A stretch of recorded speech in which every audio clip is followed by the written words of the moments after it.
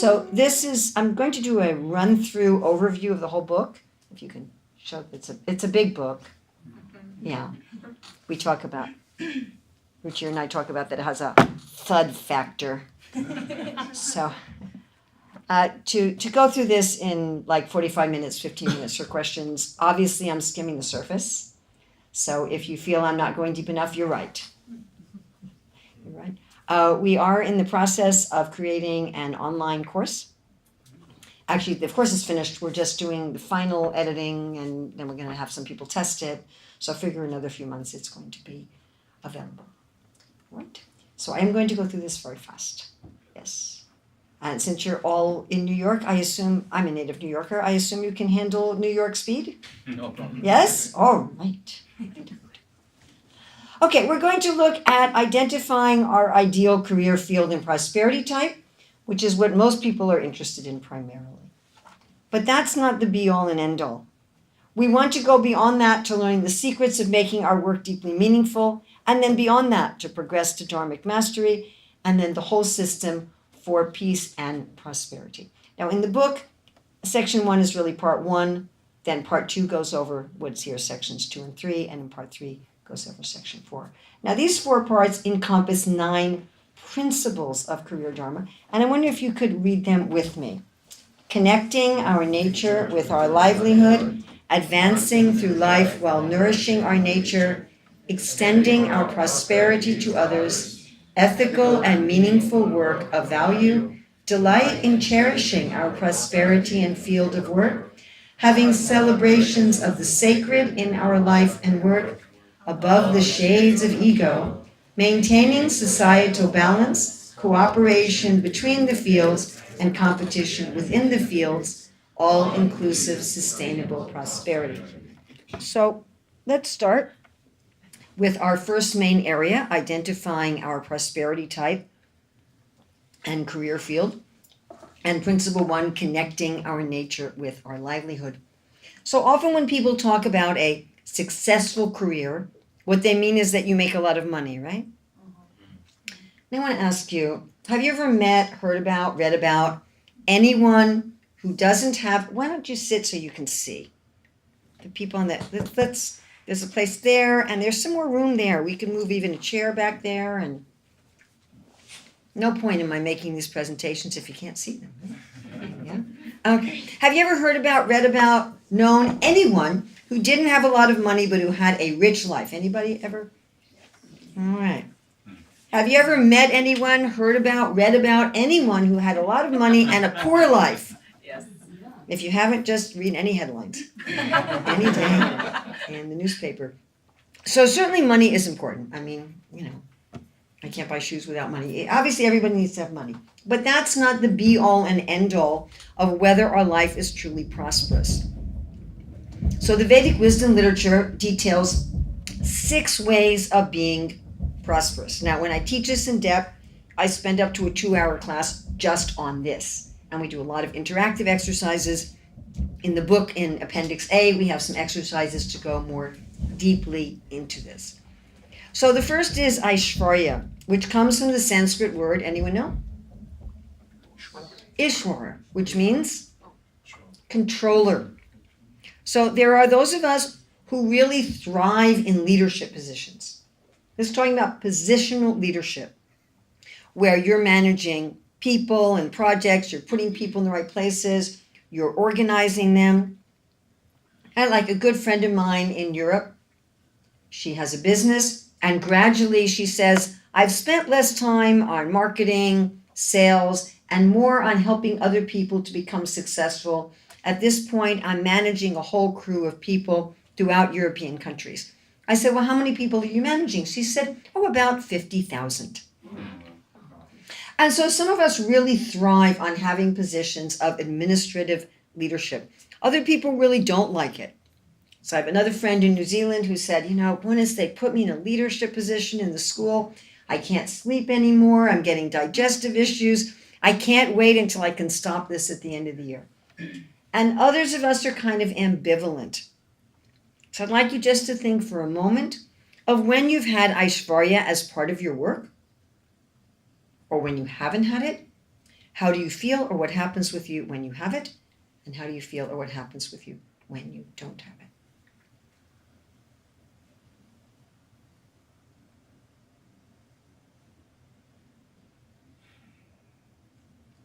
The next is Gyan. Gyan is knowledge and wisdom. So some of us love to have jobs where we are forced to keep learning. Like I know one eye doctor who told me I've got to read at least 3 journal articles in my discipline every week or I can't do my work. So work where it's part of the job. You have to keep learning. And there are people who love that, people who don't want that. They said, look, I learned what I needed to do my work, and I don't want to have to go to in-service training every year and do this. Like, I've learned it, that's enough. Right? I'll study what I'm curious about in the evening. So some of us really want Gyan as part of our work. Some of us really don't. And others are ambivalent. Well, if it's there, it's there. It's not there. I'd like you to think of when you've had Gyan as part of your work, or when you haven't had it as part of your work. How do you feel, or what happens in your life when you have it? How do you feel, or what happens in your life when you don't have it?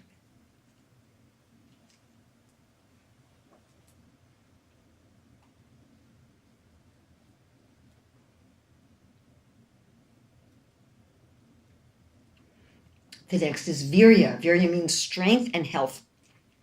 So I have a friend who works in construction, and he said, what I like most about my work is how physical it is. If it rains for 3 days, I just start feeling restless. I have another friend who takes care of cows, and she said a similar thing. She said, what I love best about this job is the walk to the cow barn and back, the physicality of taking care of the animals. My daughter runs a Indian classical dance school, and she loves getting that workout whenever she's teaching. And then some of you have been to Divya's restaurant in Manhattan. I remember her telling me how much she loved the fact that not only was she developing Ayurvedic recipes, but she also had to taste them and eat them. So that wasn't a virya in terms of physicality and, moving heavy things around, but her work filled her with health. Now, this doesn't mean work where you help other people become healthy. Like a dentist helps other people become healthy, but their work doesn't make them healthier. So we're talking about where the work contributes to your strength or your health. Now, some of us really want that as part of our work. Others of us don't. There's some of us that say, hey, I want my exercise and my health to be something I do for a break. I want it to be something I do before work or after work or on the weekends, and I don't really want it as part of my work. And other people are more ambivalent. So I'd like you to think of when you had virya as part of your work, when you haven't had it, how do you feel or what happens to you when you have it? How do you feel or what happens to you when you don't have it?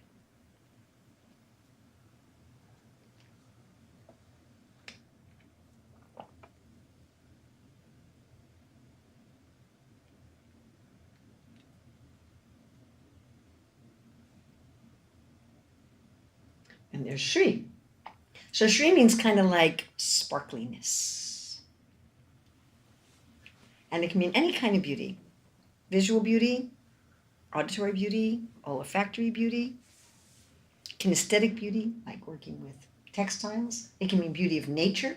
It can also mean charismatic leadership. And this is a little different than Aishvarya. Aishvarya is a positional leadership. You actually have a title. You're actually controlling people and things. You can have charismatic leadership in Shri, where like you're on stage and people are inspired by you.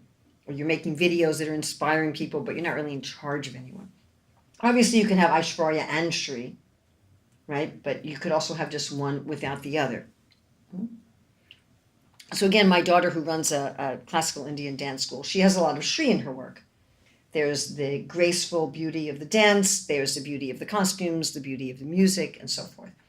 My friend who manages 50,000 people in a essential oil business, so she has olfactory beauty as part of her work. So some of us really like to have some form of Shri in our work. And some of us really don't.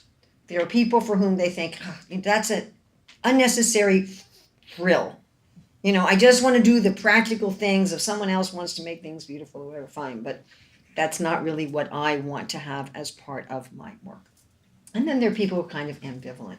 So with any of those forms of Shri or any combination of them, if you could think about when you've had that as part of your work, when you haven't had it, what happens in your life or how do you feel when you have it, what happens in your life, or how do you feel when you don't have it?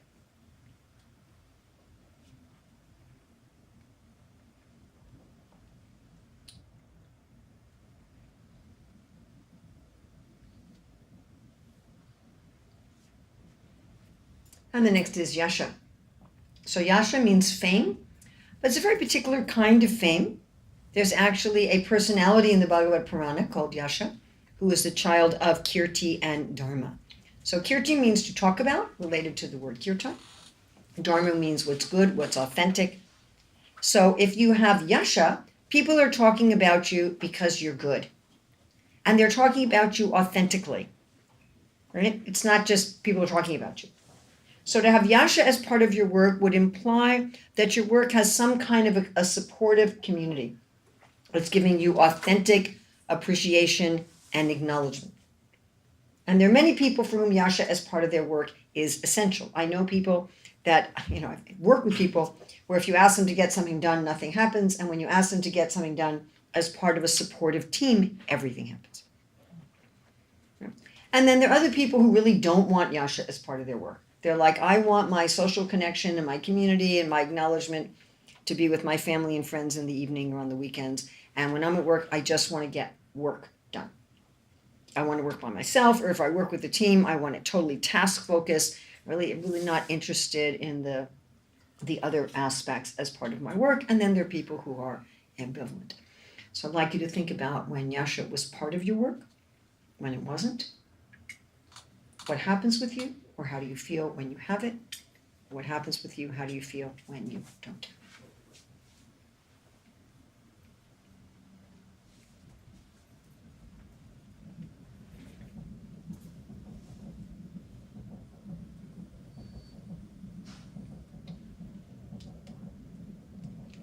And the last type of prosperity is a very strange one. It seems like almost an anti-prosperity. Ragya means attachment, vai means without, to be without attachment. Equanimity and freedom, simplicity.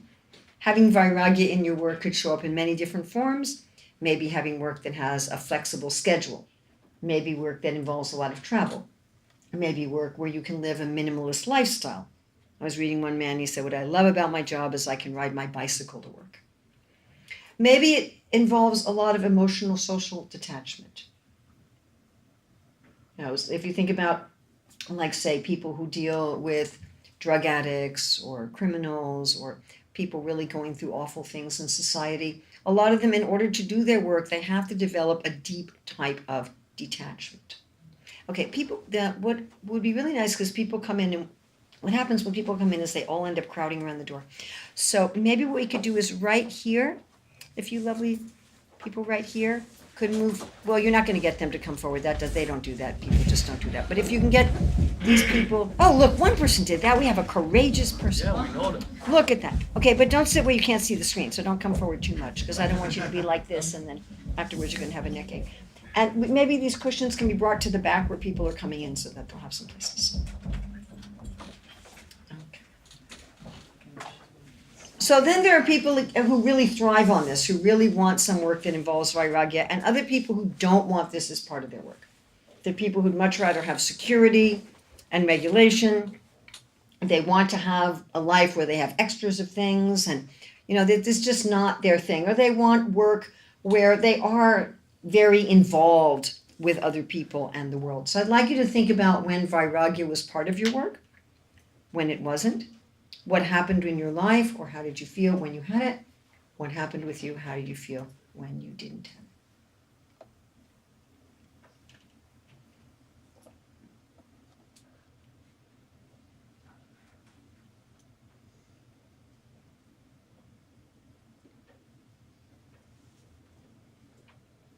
Can you repeat it again?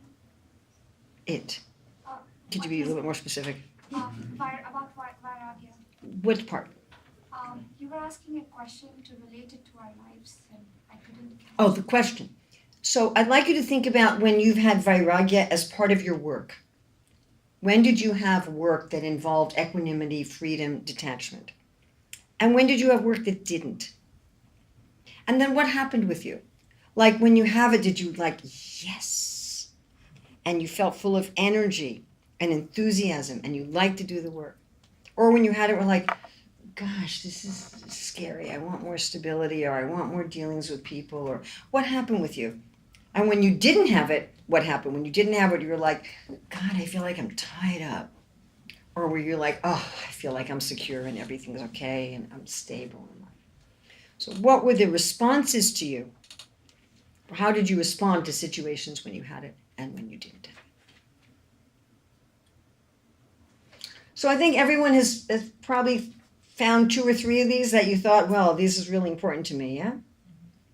And probably a couple that you were either like ambivalent about, or I really don't want this as part of my work.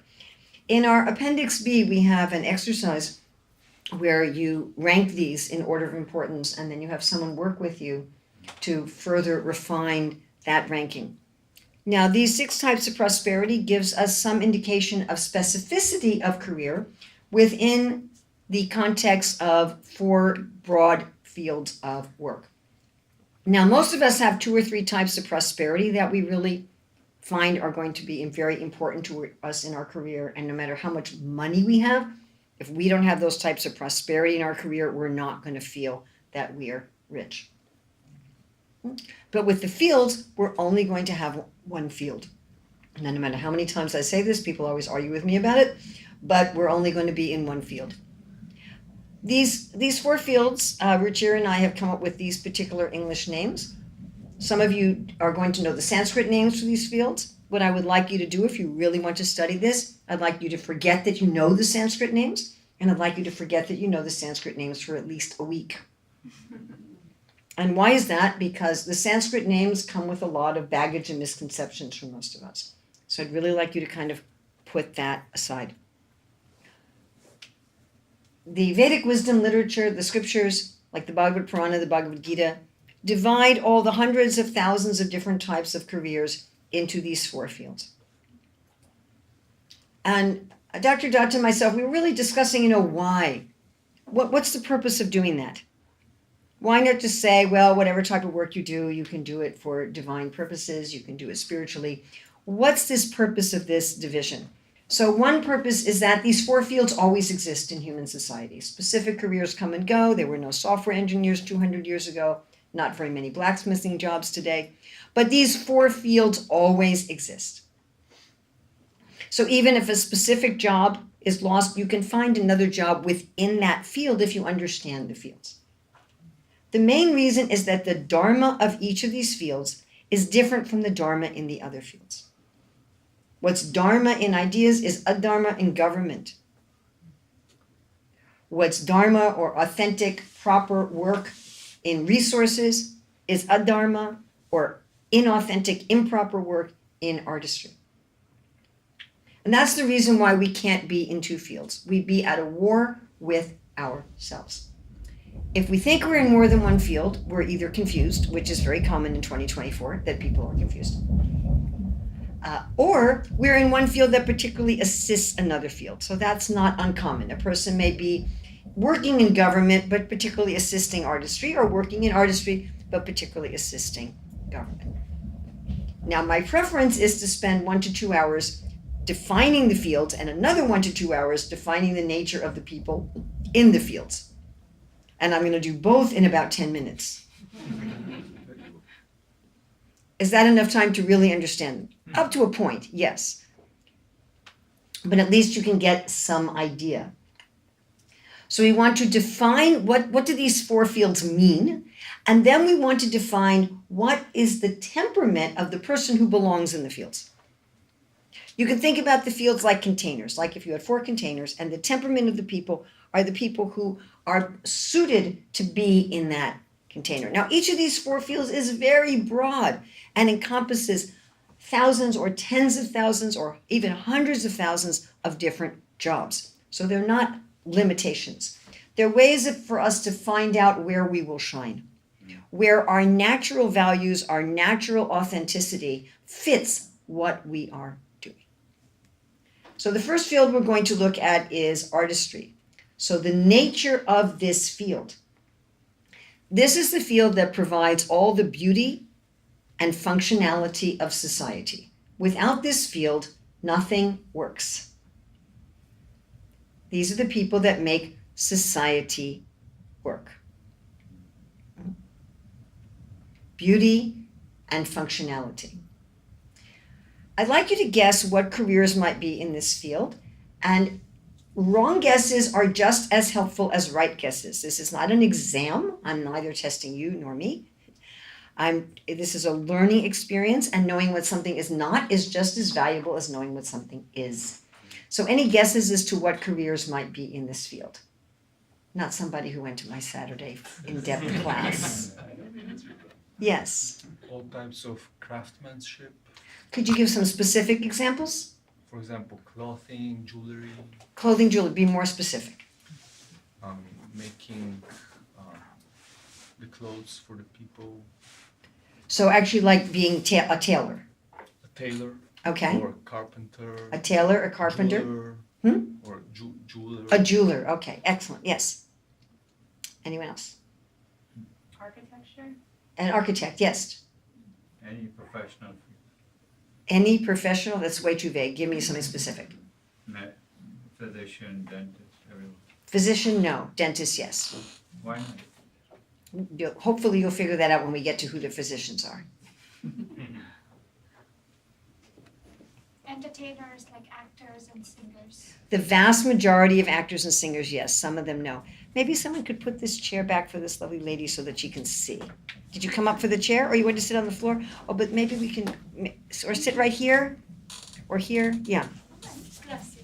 Okay. Denata. Any other idea? Dancers, Huh?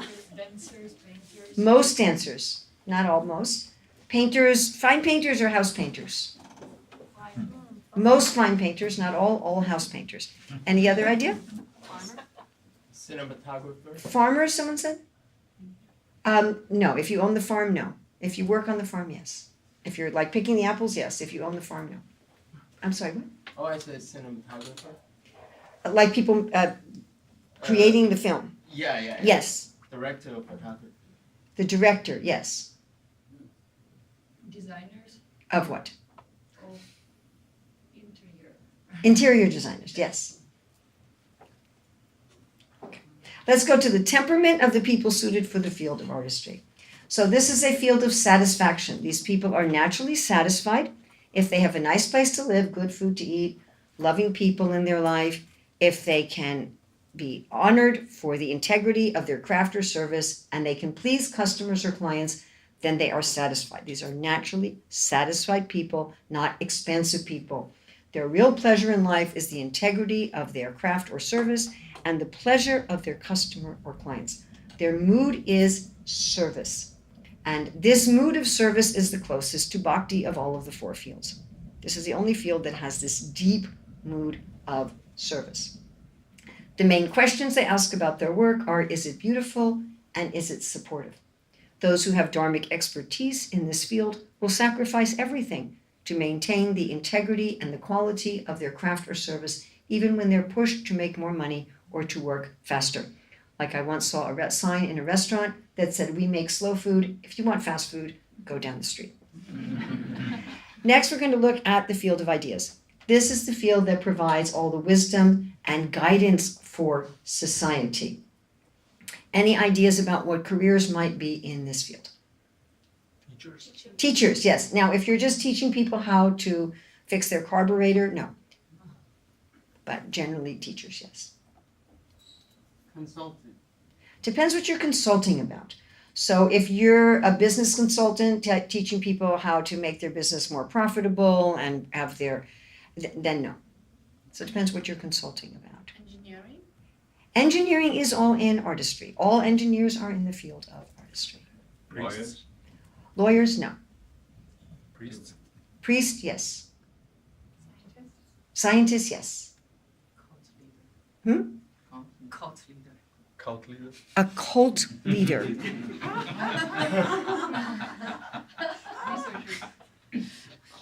Idea.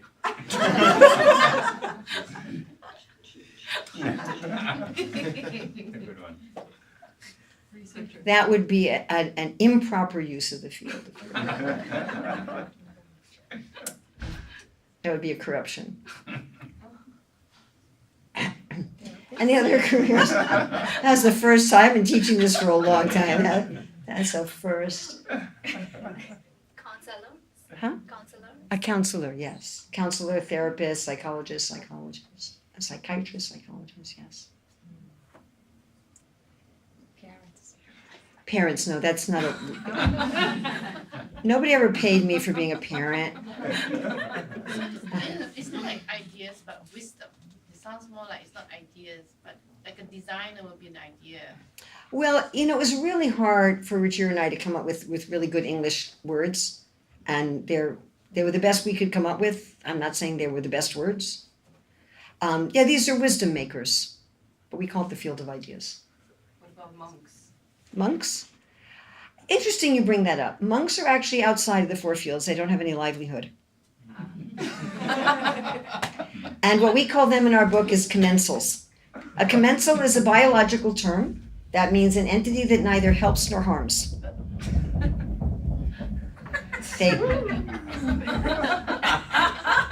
This is a great group. So, commensals live on the border of society. So your commensals in society are your students. Monks are students. And if someone stays a monk, they're like, stay a student. I mean, I have a friend who's not a monk, but who has like a whole bevy of masters and PhDs, and her father supports her, and she just, keeps being a perpetual student. And we have in our book, we have 9 testimonials from people, and one of them is from a commensal. He's basically a perpetual seeker, just nomadic and does a few odd jobs for some cash in his pocket, but doesn't really have a career. But it's different from a pastor and then. Definitely, because that's a career. That's a livelihood. Yeah. Whereas a commensal, as I say, they're outside. They don't really have a livelihood at all. Also, people who are commensals are people who are retired. So anyone, students, retired people very old, getting ready to die, severely handicapped people who can't work. And those are your main commensals. And then you have some people who are kind of perpetual students, and they never really go from student life into career life. So that they would not be in the field of ideas. Are you looking at what commensal means? No. She's so excited she goes and gets her phone. Okay, any other ideas of what careers are in the field of ideas? Yes? Inventors? Inventors are usually in artistry. Maybe somebody like a marketer? Marketer, no. A writer? Depends what they write. So if you're writing romance novels, detective novels, the obituary in the newspaper, you're in artistry. Okay. If you're writing books on philosophy and wisdom, then you're going to be in ideas. If you're a war correspondent, then you're in ideas. Poets? Depends, again, what you're writing poetry about. So if you're writing poetry about the beauty of spring and the rustling of the leaves, then you're in artistry.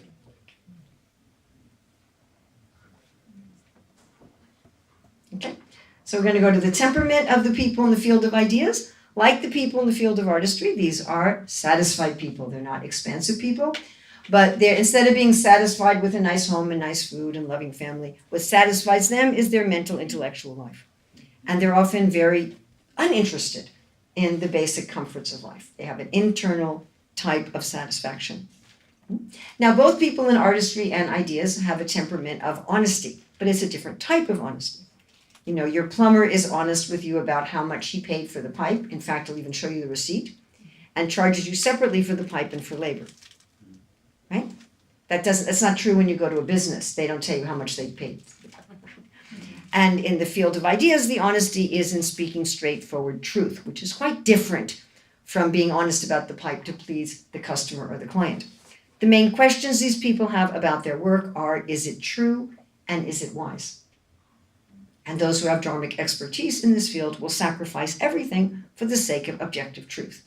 Again, think about like the journalist who will be imprisoned instead of reveal their sources, or they're working in a war zone or something like that, where they'll speak truth to power. Okay, going on to the field of resources. So the field of resources provides all the resources. These are the people who provide all of the raw materials for food, clothing, construction, medicine, like that. This is an expansive field. They're providing all of the wealth for society in all of its varied forms, often working with natural resources, often working with the land, the water, the air, and animals in order to turn those into usable forms of wealth. Any idea of what careers might be in this field? Farmer. Farmers, yes? Investors. Investors, yes. Real estate.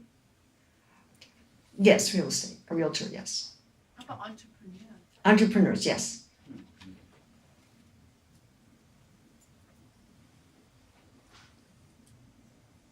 Pharmacy. Hmm? Pharmacy.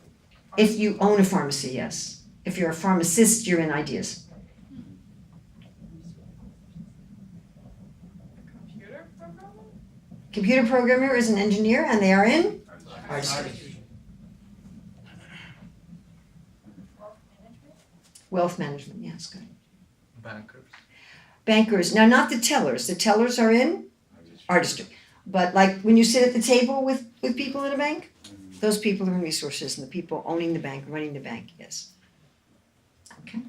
We're going to look at the temperament of people who should work in the field of artistry and resources. Unlike artistry or ideas, this is a field of expansion. The Bhagavad Purana said the people suited for this field are always thirsty. How about curators? Are they here? Curators? What do they do? Art curators. What do they do exactly? What kind of jobs and what are they doing? I think that's artist. Setting up a gallery. They organize it. They arrange the art shows. That's artistry. They find artists too. Like they'll have a theme. Is it are they running a business? Or what are they Not doing? usually. No, they're It's like artificial. Yeah, they're choosing the art. They could be ideas, they could be artistry. I'd have to look more at what they do to answer that question, and because I'm going very fast, I don't have time. But it's a good question, and I will look more into it. I'm going to look more into what exactly a curator does to try to figure out what field that goes in. Thank you. I like being stumped. No, I really do. I enjoy it tremendously. I always ask people to try to ask questions that I can't answer, then that forces me to do more research. So they're very expansive people. Their mood is that they want to take the flow of resources, bring it to themselves, increase it, and feed society, bring wealth to society. So our youngest son has the temperament of this field and works in this field. And he said to me, I was already successful by my early 20s because I had generated more wealth for society than you and father spent on raising me. And that's his general mood. So not only does he want to increase wealth for himself, but he wants to increase wealth for society. You want to feed the world. You want to clothe the world. You want to make the world prosperous. This is also a field of diplomacy rather than honesty, right? So you don't go into a business and they don't tell you again what they paid for the pipe, because then you wouldn't buy it. I was talking to someone today in this field and they were saying, marketing is by nature has some aspect of diplomacy in it, right? You give your angle about why you should get the thing. Now, the people in this field, their main questions they ask about their work are, is it sustainable and is it regenerative? Which is why they have to make a profit. You have to save some seed from the harvest to plant the next time. You can never give everything away. So their main idea is there must be sustainable, regenerative wealth, and they will sacrifice everything for that, for having ethical, if they have Dharmic expertise, having ethical, sustainable, regenerative wealth for society. The last field we're going to look at is the field of government. So as soon as you have any organization of people, you have to have some kind of law and order. You have to have laws, you have to have enforcement of those laws, you have to have someone who's making sure there's justice, making sure there's care, providing things that individuals can't provide, like roads and schools and hospitals and parks and things of this nature. So this refers not only to political governments, but also to, in our modern day, what we ironically call non-governmental organizations who actually do government type work. But they do it by collecting charity rather than by collecting taxes. And this also refers even traditionally to landlords who may have an apartment building that's like a little kingdom, where they're collecting rent instead of taxes, and they're providing, again, water and maybe parking spaces and electricity. They're providing what people need. So some idea of careers in this field. Military? Police officer. Military, yes. Police officer, yes. Principal? Of the school? School principal should be a leader in ideas. In fact, we even say they're instructional leaders. Now, if you're going to have school board members, they're in government. And they're in government assisting ideas. They're making sure the laws are followed in the school, that the children are being treated fairly, and that everything's done according to law. Politicians? Politicians, be specific. Governor. What? Governor. A governor, yes. Ministers? A minister of education or a minister of finance or a secretary of finance or like that in the government, yes. Parents. Again, you don't get, that's a different category of life, that's not livelihood. Diplomats. President, diplomat, excellent. Lawyers and doctors. Not doctors, doctors are in Alright. ideas. Lawyers, yes. Civil servants. Civil servants, yes. Why aren't lawyers wisdom, ideas? Because Lawyers are in government, doctors are in ideas. Martial artists? Martial artists. You know, most of them just do that as artistry. They don't really actually use that to protect people. I mean, some of them do. If they're really using that to protect people, yes, but if it's just entertainment and fitness, then it's artistry. Firefighters. Actually, if you want to think of the career that kind of epitomizes government, you can think of a firefighter.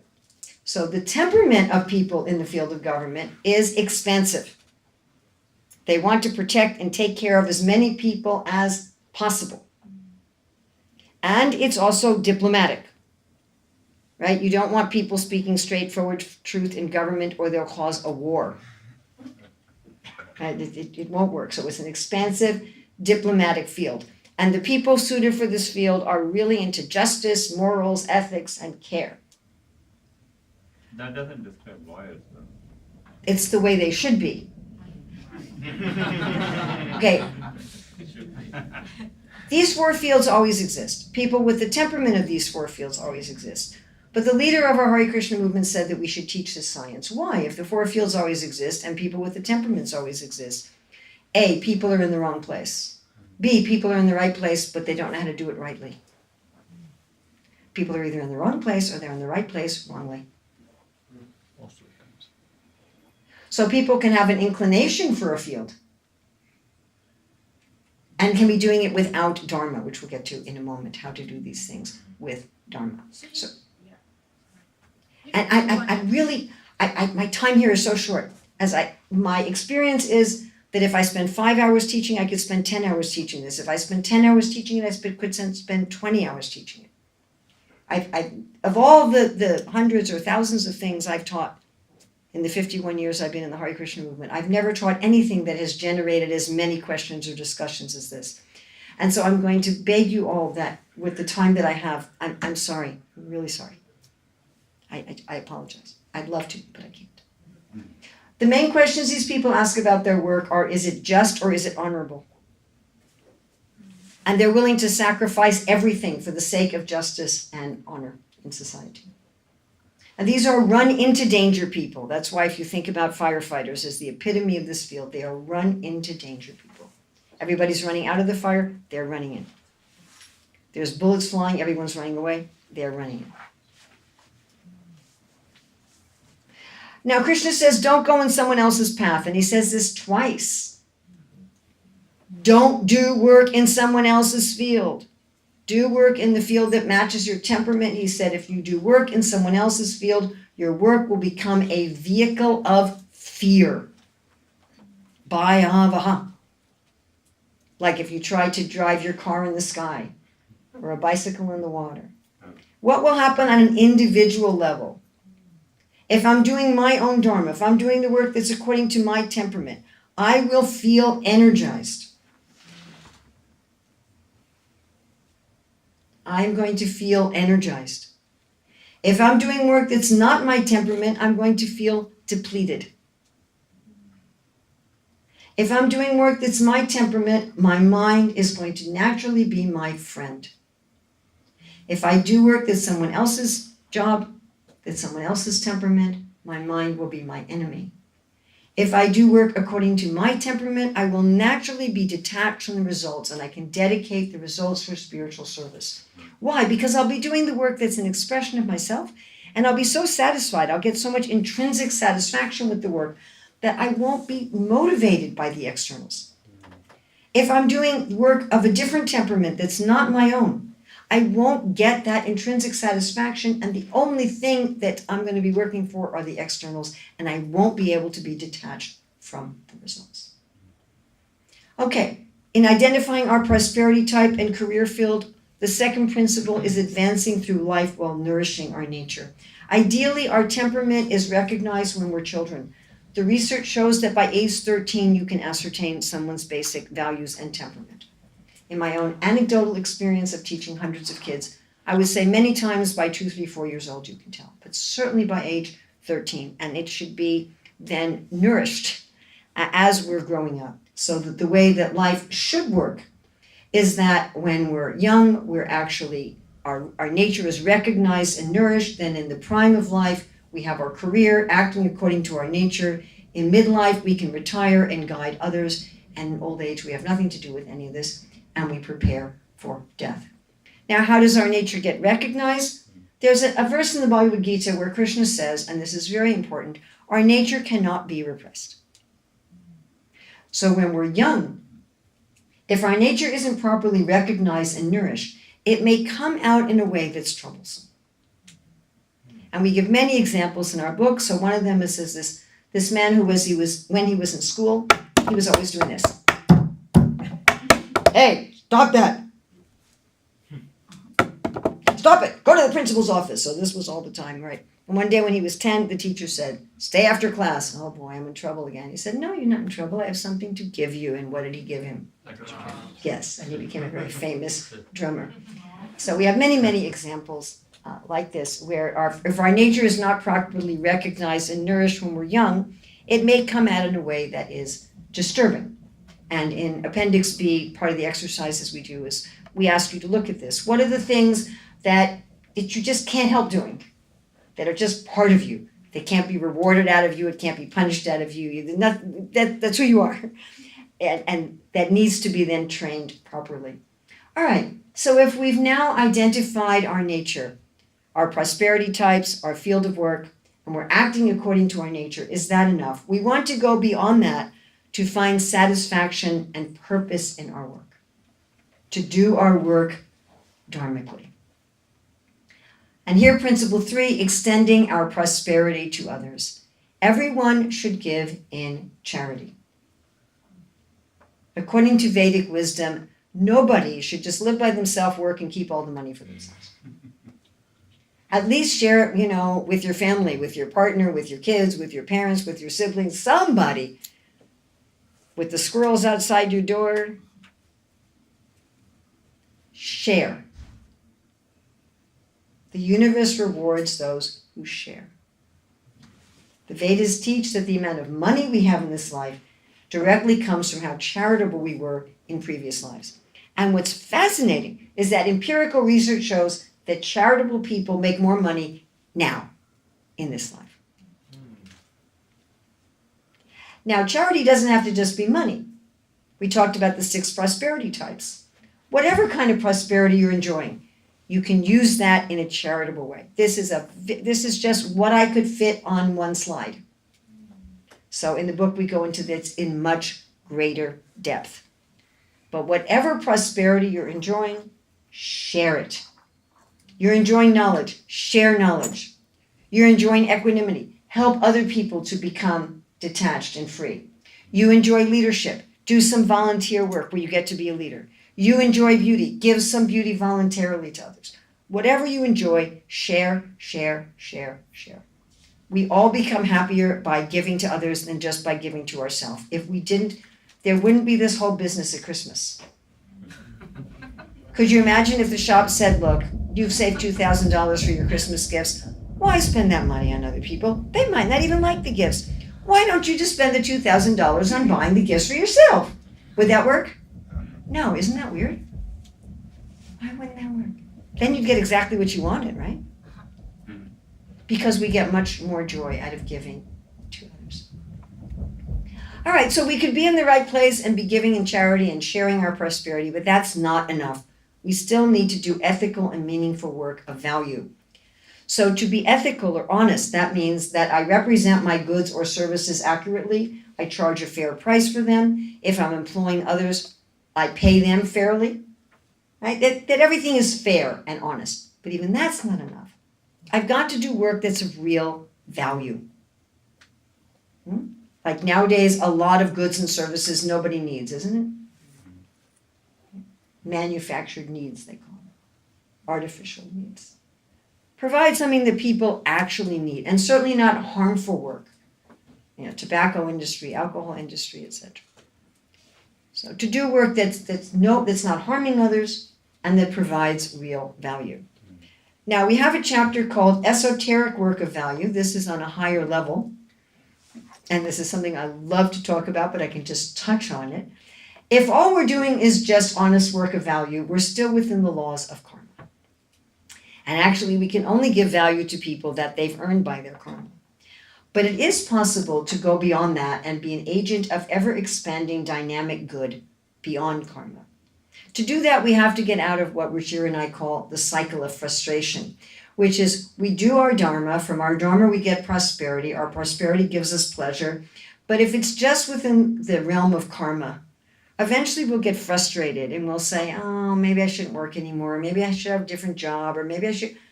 And eventually we get frustrated with that, and then we go back in this cycle. To be an agent of ever-expanding dynamic value, we need to work on the platform of love. Love of ourselves, love of our work, love of those who we serve, and ultimately love of Krishna. Now there's another way in which our work can be ethical or unethical, and that may surprise you, and that is whether or not we do our own work. As soon as I do work, as soon as my temperament doesn't match the field, as soon as you take the temperament of one field and put it into another field, the work is unethical. You cannot do ethical work if you're in the wrong field. So we have 2 chapters dedicated to this in the book, and this is again something that I can teach over for 2 hours just on this point. So just giving you a little taste of this. So if we look at government and resources, somebody with a temperament for the field of government, but they're working in the field of resources, or somebody with a temperament for the field of resources, but they're working in the field of government. So temperament of the field of resources working in government. What are they going to try to do in government? Make a profit, right? Yeah. Think about private prisons, which we have in this country. Are they motivated to reform the prisoners? No, they want repeat customers, right? But now think of people with the temperament of government working in resources. Any of you know what happened in Russia when the government took over the farms? Famine. Everybody starved. Because they didn't have the profit motive. Huh? Often people with the temperament of government, they take over a business, they just give everything for social justice. Business fails. And they're neither providing everything for the customers or their employees. Government and ideas. People with the temperament of government doing ideas work. People with the temperament of ideas doing government work. People with the temperament of ideas doing government work. Ideas people are extremely merciful. They do government work, they're soft on crime. Oh, all right, he raped some children, but he's really a nice guy. I don't think we need to put him in jail. People with the mentality of ideas working in government, they want to research and research some more and research some more and research some more. And a decision has to be made right now for people. That their needs aren't being taken care of and the research is going on for 20 years. People with the mentality of government working in ideas, they'll politicize knowledge. Do you trust a history book written by government people? No. They'll often impose a more hierarchical structure on knowledge. Think of like how people are comfortable in the military, but ideas workers, they have this kind of free flow of mutual adjustment. And a government-minded person, they'll impose a hierarchy and stop the free flow of knowledge. Crossing ideas and resources. Somebody with a temperament of ideas working in resources, they're satisfied, they're not expansive. They don't want to feed the world. They'll grow some tomatoes in their backyard. They don't want to grow tomatoes for the city. And again, people will starve. They won't get what they need, right? Or I have an ideas person who's a friend of mine who started a business, and she said, I don't want to make money. I just want to give everything away. You know, they think making money, making a profit, well, that's just materialistic. Why would I want to do that? It's not ethical, right? But people with a resources temperament working in ideas, they're going to think, I'm not going to fund theoretical research. That's not ethical. How is it ethical to spend money on research that doesn't do anybody any good in the present moment? You know, you can only have research that's actually practical. And if they do research, then they're going to try to profitize knowledge. A pharmaceutical company doing pharmaceutical research. Do you trust that? No. Yeah. All right, crossing government and artistry. Somebody with a temperament of artistry working in government. These are people who want a comfortable life, good food, loving. They're running into danger, people. So there they are working in the field of government. They're shooting in a school and they're like, I'm not going to go in. Why didn't you go in? Well, they were shooting in there. Or your artistry-minded people working in government, it's too abstract for them. They're like, well, I can make a table. But what do I do when there's a battle going on? Like what do I do in the fog of war? What's the process? And people with the mentality of government working in artistry, these are people who are energized by crises. Do you want them doing your electrical wiring? And also the government-minded people, they're really into justice and morals and ethics. And here they just have to please customers and clients. They get very frustrated and they can become vigilantes or agitators and so on. Crossing ideas and artistry. Now these are both satisfied, honest fields, but very different kind of satisfaction, very different kind of artistry. When ideas temperament people work in artistry, they don't want to please customers and clients. They want freedom and they want to speak detached truth, and they tend to be terrible employees. They tend to be very insubordinate. They may procrastinate. They may miss deadlines. And they're going to feel very constrained. Or they may dry up the field. Artistry is the field that provides all the beauty and functionality, all the pleasures of society.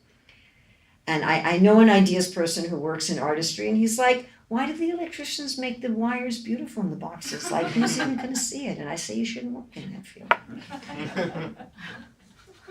You know, and then you have the artistry-minded people working in ideas are like, what's all this theoretical knowledge? It's like crossword puzzles, you know. Or they may sensualize knowledge. You know, think of artistry as providing metaphorically the salt and the spices of all the food of society on a metaphorical basis. Without the work of the field of artistry, we would all just eat plain rice, metaphorically speaking. But the ideas people are providing the vision for society. If artistry-minded people work in ideas, it's like putting salt and spices in the eyes of society. Crossing resources and artistry. When artistry temperament people work in resources, they don't have an expansive mentality. They may bake some bread and have a little bakery shop to share the beauty of their bread, but they don't want to franchise it. They don't want to feed the world. Again, they're really going to have difficulty taking care of people's needs. And they don't have the sustainable regenerative mood of the field of resources, and their businesses may end up polluting the world. When people with the mentality of resources do work in artistry, they destroy the craft. They're expansive, and they want to profitize everything. They'll take the craft of chairs and they'll make them in a factory. Instead of making inspiring movies and books, they'll just throw a bunch of sex and violence in there to make money. They'll make fast food. Right? They'll destroy all of the craft and the beauty. So therefore, ethical work also means work where my temperament matches my field. All right, going a little further to progress to Dharmic mastery. So our first principle here, principle 5, is to delight in cherishing our prosperity and field of work. And this is very important. Even if people are in the right field, if they're not cherishing it, it's going to create chaos in society. Not cherishing our prosperity is like cutting off the head of the goose who laid the golden egg, or cutting off the tree branch that gives you fruit. So our first source of prosperity is our own body and mind. We shouldn't be doing work that's damaging us physically, mentally, emotionally, socially. And then we want to take care of the people we work with. This is also our source of prosperity. You know, don't damage them physically. Don't damage them mentally and emotionally. We want to do work that takes care of the environment, the land, the sea, the sky. And then we want to cherish our particular type of prosperity. All of our prosperity is an expansion, according to the Vedas, of Lakshmi Devi, who's the wife of God, or Mother Nature. The earth is also understood as the wife of God. Again, this is a short list. This is just what I could fit on one slide. We have a whole chapter where we go into this in depth, but just some examples here, right? Like, let's say that I'm enjoying vairagya in my work. So to cherish it, I don't want to be so detached that I don't care about anybody anymore, right? If I'm enjoying aishvarya in my work, I don't just want to be the big controller. I want to help other people feel smart and competent. If I'm enjoying yasha in my work, I don't want to use my good reputation such that people have to respect me even when I'm wrong. And I want to make sure that I keep integrity. And then cherishing the fields. Remember we talked about people with dharmic expertise, what they'll sacrifice for? That in artistry, people will sacrifice to keep the integrity and the quality of their craft or service, even if pushed to make more money or be faster. In government, they're going to sacrifice to protect people for honesty and justice. In resources, they're going to sacrifice to protect their resources, the animals, the land, the water, the sky. In ideas, they're going to sacrifice for objective truth. And again, we go into great depth about how to keep the integrity of the field. So this is when people are in the right place, how to prevent the fields from becoming corrupt. The sixth principle is to have celebrations of the sacred in our life and work. In the Bhagavad Gita 3:16, Krishna says, Evam pavaritam chakram. There's a moving chakra. So in nature, the plants and animals, they take from nature and they give back. We have to do it deliberately. We have to so-called pay our electric bill to the sun. Remember that everything we have, our own bodies, our creativity, our ability, everything that we're enjoying is coming from a source outside of ourselves. Whether one sees that source as the great body of the universe, as the all-pervading light and energy, as the creator, the soul of the universe, or as the supreme being, Krishna, however one understands our source in the divine, to have some regular time when we take time off of our work, to have some ceremony of connection. At least once a week, preferably every day, and eventually we should come to the point, we have a nice guest essay called Every Act is Ceremony, where everything we do is a connection with the divine. Where everything we're doing, we say, yes, this is to give back to the whole. This is to give back to my source. This is to give to the divine. And then we live life with a thrill at every moment. Our last individual principle is to work above the shades of ego.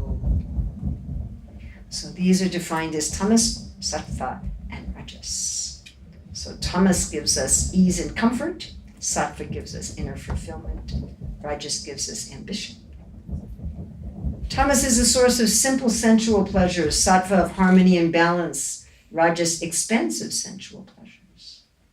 Tamas facilitates sleep, sattva facilitates spiritual awareness, rajas facilitates external accomplishments. Tamas is full of fear and delusion, sattva full of truth, rajas full of desire and attachment. Tamas almost completely hides what are good and bad decisions. You can't figure out what you should do, what you shouldn't do. In sattva, you can tell. What should I do? What should I not do? In rajas, sometimes you can tell, sometimes you can't tell. In tamas, when there's a problem, you want to avoid the problem or maybe use violence or impulsive actions rather than solutions. In sattva, you have good solutions that lead to long-term good. In rajas, your solutions tend to create more problems. Tamas, you're self-centered. Sattva, you see everyone equally. In rajas, you have a partisan spirit. In tamas, when there's difficulty, you have blame and vengeance. In sattva, when there's difficulty, you respond with personal accountability and growth. In rajas, when there's difficulty, you respond with blame and justice. So I'm going to introduce you to these guys.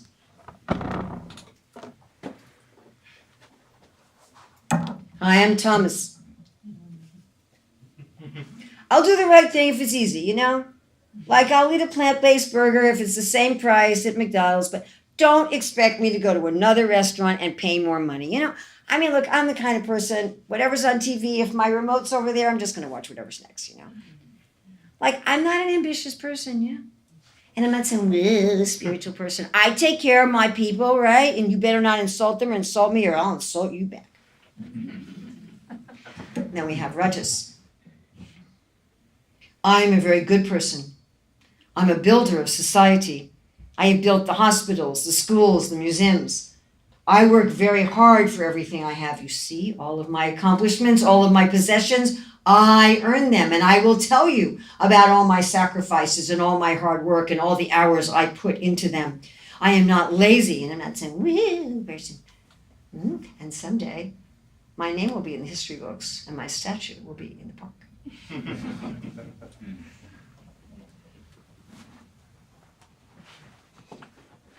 I am sattva. I live in harmony. I'm very forgiving because it makes me feel so good inside. I am not lazy and I am not ambitious. I have a shelf full of crystals and angels. And I see everyone equally, not like those materialistic people. So we want to be above these shades. All of these are egotistical. And what we want to do is be above these shades, realize that we're actually a fully spiritual being and have a playful, frolicsome view of life, that we're actually in an adventure with the divine. We're a co-creator dancing with the divine in our adventure that we don't quite know how it's going to turn out, but at every moment we're having playful fun. So how do these shades show up? So in charity, if you give in charity in Thomas, that means you give the wrong thing to the wrong person, like you give alcohol to an alcoholic, or you give the right thing to the right person, but without respect. You know, here, take your charity. Or the right thing to the right person, but the wrong time when they're on the toilet or they're sleeping. And in Rajas, you give the right thing to the right person at the right time with respect, but you're calculating. If I give this to this person, I'll get this thing back, and my boss told me to give it, and so if I give it, he'll give me a raise. Or you give it, and then you're like, why did I give that much money? I could have bought a new car. And in Sattva, you give the right thing to the right person at the right time with respect, because it makes you feel so good inside. And above the shades, you give the right thing to the right person at the right time with respect to please Krishna. At work, so Thomas working is disengaged, base, stubborn, deceitful, insulting, lazy, procrastinating. Rajas work is attached, greedy, envious, aggressive.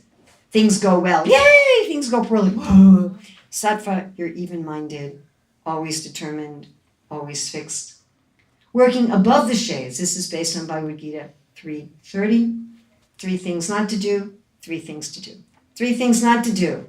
Don't try to enjoy your prosperity exploitively. Cherish them. In Hare Krishna lingo, enjoy your prosperity as prasadam and not bhoga. Don't think you're an owner. I'm not the owner of my body. I'm not the owner of my mind. I'm not the owner of my talents, my career. And not to be lazy or crazy feverish.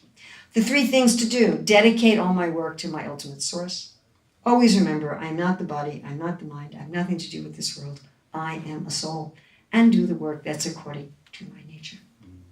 So we have final 2 principles. This relates to the whole system, and the whole last third of our book is about this.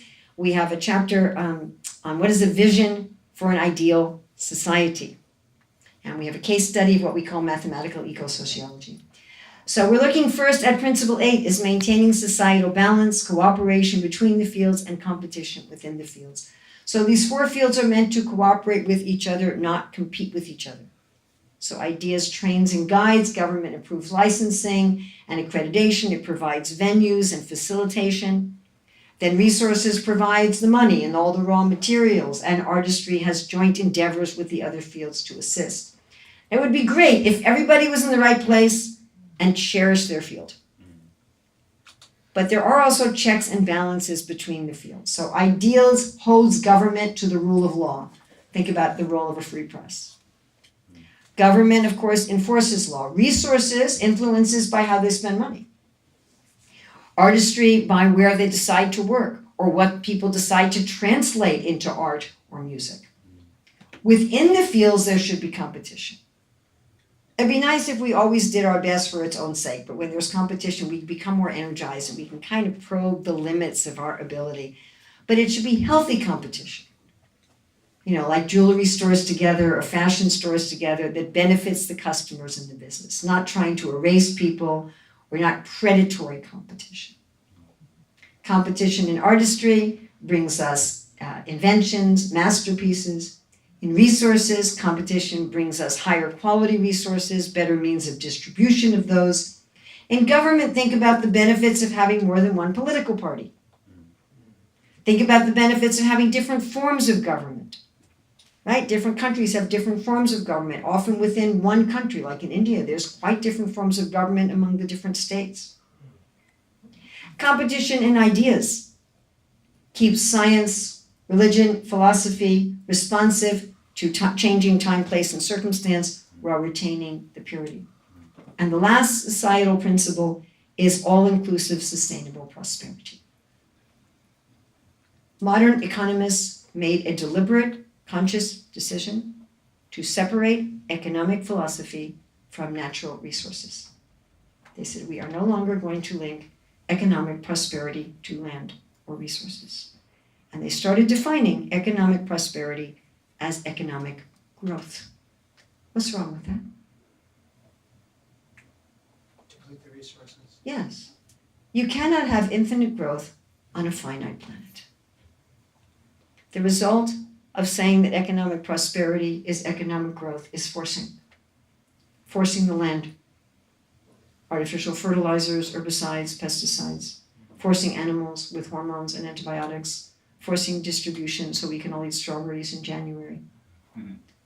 And then a huge wealth disparity where some people can't afford, one meal and another person has $250 billion. Forcing people beyond their physical, mental, emotional, and social capacities. So the last principle of Kriya Dharma is all-inclusive, sustainable prosperity. And as I say, in the last third of our book, we outline how this can be accomplished. So everybody should be able to work according to their natural temperament, enjoy the types of prosperity that enrich them. So we looked at identifying our ideal career field and prosperity type, the secrets of making our work deeply meaningful, progressing to Dharmic mastery, and the whole system for peace and prosperity. And I know I've gone over time, although I'm not even sure by how much I went over time. So these are the 9 principles, and I don't know if we have any time for discussion, and where is the person who's in charge or who can tell me if I just have to be quiet or if we have any time for discussion. I think it would probably take maybe 1 or 2 questions. 1 or 2. 1 question. I can take 1 question. Oh my God. And it's going to be from you, right? She says, well, you can take 1 or 2 questions from me, right? Yes. What do you want us to take away from your seminar? Oh my goodness, that's the best question anyone could have asked. Yeah. What's the question? What do I want you to take away from this? That spiritual life is not just about transcendence.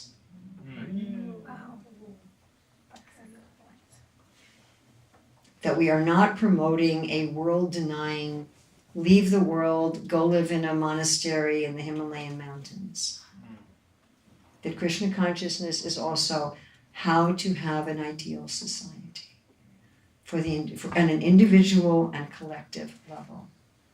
That this is not just I spend some time every day in kirtan, I spend some every day in time, some time every day in mantra meditation, I learn how to offer vegetarian food and read the scriptures. That's wonderful and that's important. But also, how can I spiritualize my life? How can I spiritualize society?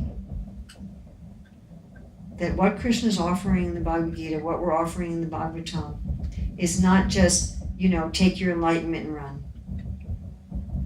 Grab your Krishna prema and go.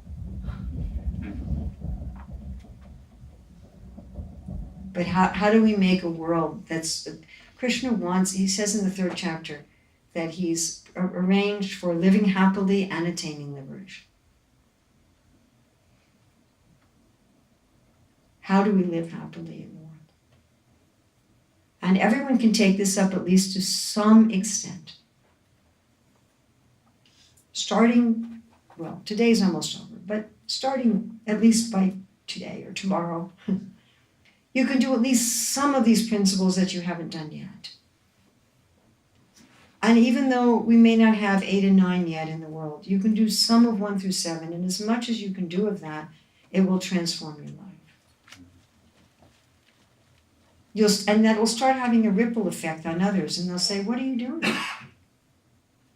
You look so bright and hot and shiny and happy. What are you doing in your life?"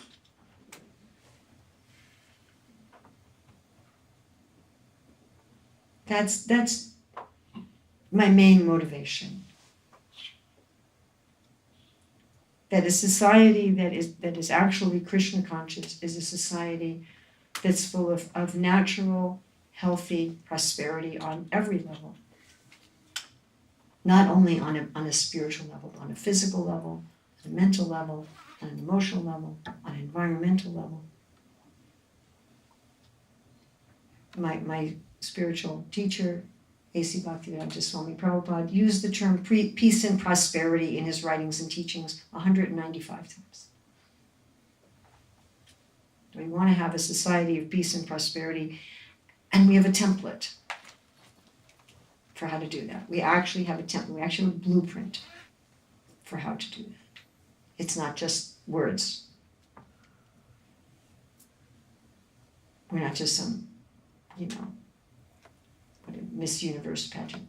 I want world peace, but we actually have a step-by-step blueprint by which we can do that.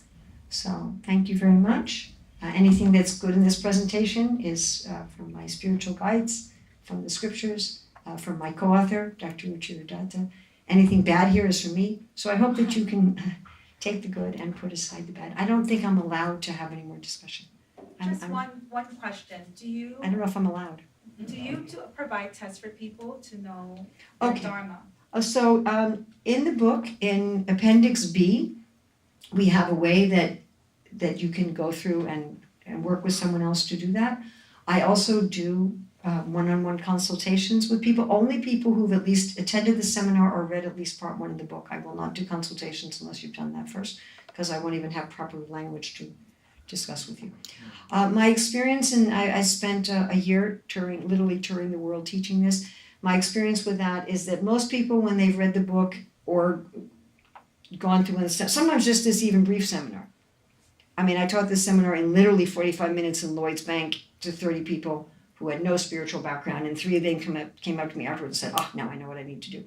So I find that often just by going to the seminar, reading the book, people can understand it for themselves. But if after having done that, you still have some confusion, I'm happy to do one-on-one consultations. We are working on as I said in the beginning, an online course. Right now the book is available in print and ebook. We are working on an audiobook that's almost done. We are having an in-depth online course that's also almost done. And maybe I can give you the URL, people can sign up for information about that. After that online course is done, our next plan is to do a workbook, a printed workbook, and then to have a course to train consultants. So that's our next step in this. So again, thank you very much. Yeah.